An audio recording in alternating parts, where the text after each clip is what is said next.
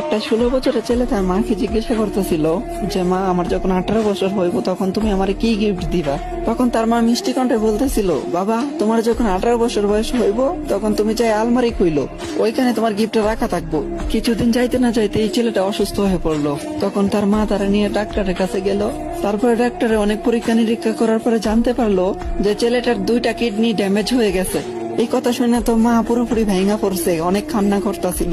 তারপরে এমনি এমনি 2 বছর কাইটা গেল। 2 বছর পরে যখন ছেলেটা পুরোপুরি ভাবে সুস্থ হয়েছে, তখন বাড়িতে যখন ফিরে আসলো, তখন ছেলেটা জানতে পারলো যে তার মার বেঁচে নাই। তার মা তারা চাইরা অনেক আগে চলে গেছে। তখন ছেলেটা অনেক কান্না করতেছিল, আর কান্না করতে করতে তখন মনে পড়লো যে আলমারির কথা। তখন সে আলমারির কাছে যায়, আলমারিটা কইলা দেখলো ওইখানে একটা গিফট বক্স রাখা। যখনই গিফট বক্সটা ওপেন করলো তখনই দেখলো ওইখানে একটা চিঠি রাখা। আর এই চিঠিতে লেখা ছিল, এ আমার কলিজার টুকরা।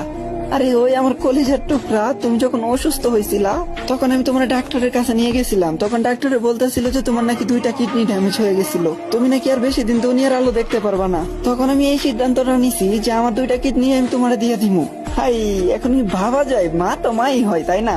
হে আমার কলিজার টুকরা, তোমার কি মনে আছে যে তুমি বলছিলা তোমার 18 বছর হইলে আমি তোমার কি গিফট করবো? হে আমার কলিজার টুকরা, হে আমার শেহজাদা, আজকে তোমারে আমি আমার 2টা কিডনি দিয়ে যেতেছি। সবসময় নিজের যত্ন কইরো, সাবধানে থাইকো। হ্যাপি বার্থডে মাই সান। আরে এটাই হয় মায়ের ভালোবাসা। মায়ের